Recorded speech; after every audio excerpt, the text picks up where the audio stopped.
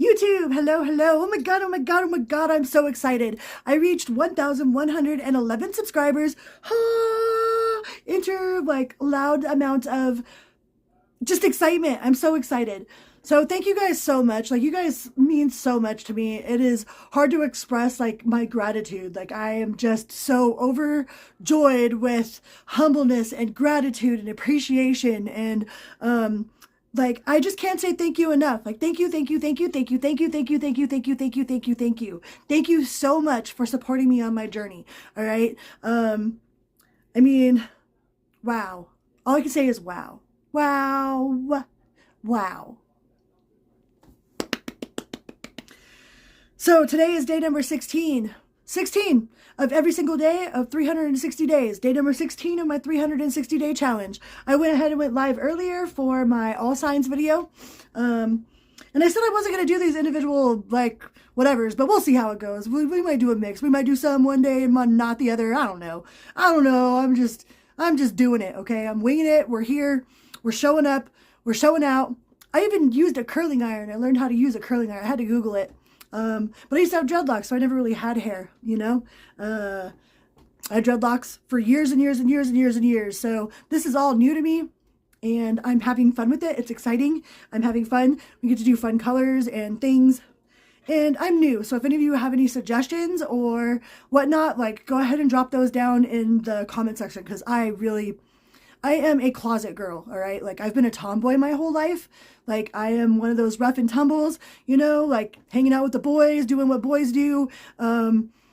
You know, I've always been one of the boys. So, but I'm a closet girl. Like, I am closet girly. I have a crap ton of makeup and fingernail polish and things that are glittery and hula hoops and like all this really cutesy girl stuff. But like, that's more like you wouldn't know unless you came over to my house. You know what I mean?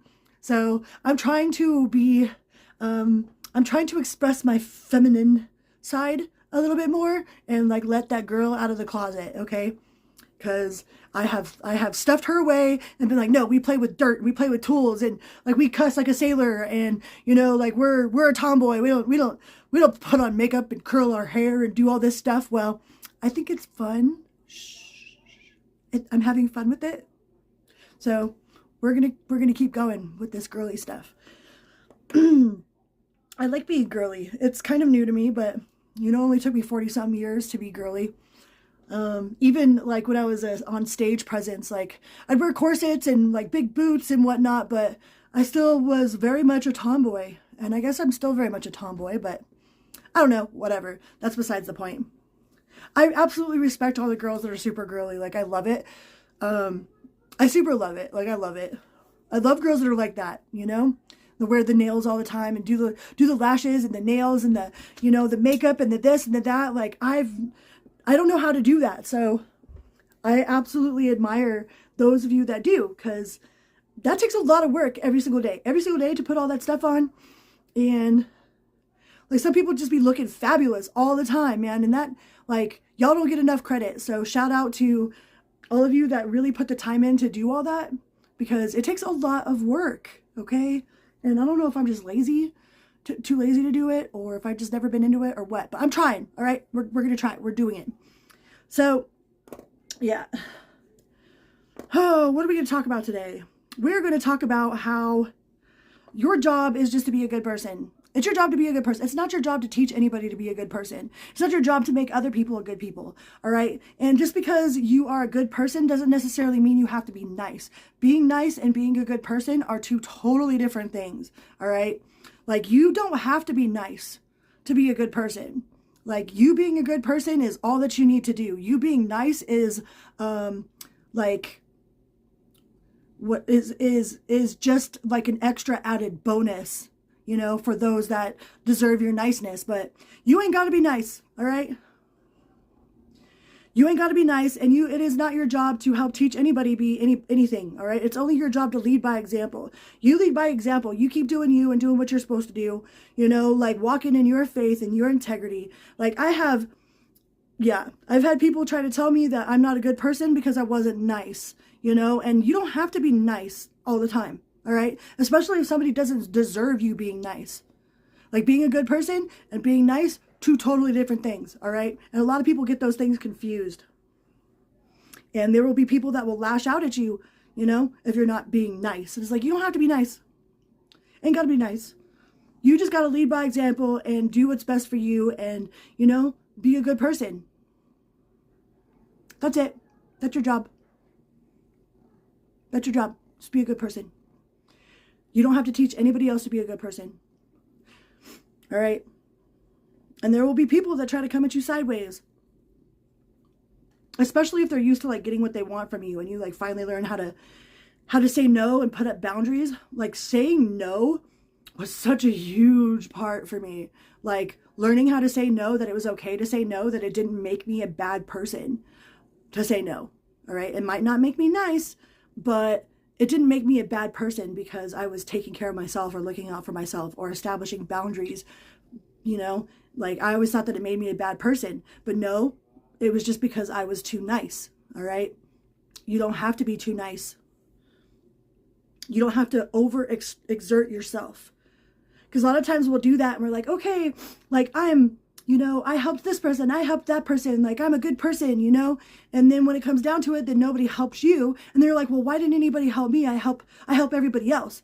But you're not helping everybody else out of the kindness of your heart if you're expecting some sort of return, okay? Like being kind isn't a transactional thing. You're not being kind to somebody because then they owe you something, all right?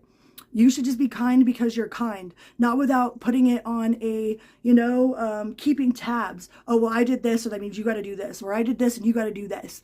You know, that's not being a good person. That's being nice with some sort of transaction in mind. All right. Because a lot of times the people that you are good to can't return the favor. They don't know how. All right. And even if they don't know how, they're not the same kind of person, and not everybody has the same heart as you do. But is that going to stop you from being a good person? No. But don't give out more than you can. If you can't afford to give somebody something, then don't do it. And that means financially, that means spiritually, that means mentally. If you mentally can't be there for someone, then don't. All right? Don't. Say, I'm sorry, I can't deal with this right now. You know what I mean? But if you're going to be there for someone, make sure you do it out of the kindness of your heart and not as a form of like keeping tabs or, oh, well, I helped you move, that means you got to help me move. Chances are they ain't going to help you move. You know what I mean?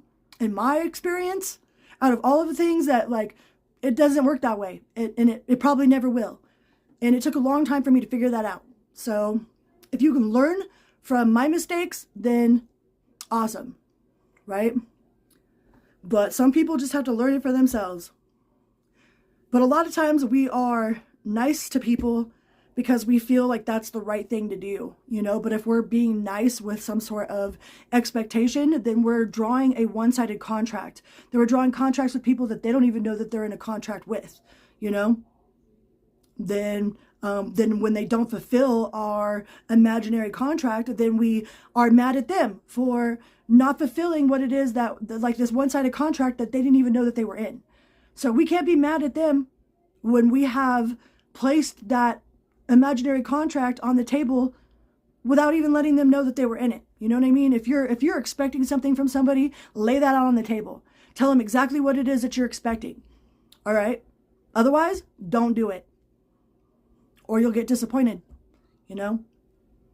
You'll be disappointed almost every single time. Not 100% of the time, but a lot more than if you just have no expectations to begin with. Right? Usually, like, our biggest heartbreak comes from some imaginary expectation that we have that somebody doesn't live up to. So just try to have as little expectations as you can, and give out of the kindness of your heart because you're a good person, not because you're nice, okay? Being nice and being a good person, two totally different things. All right? All right. So day number 16, woo, woo. I'll see you guys tomorrow. Bye.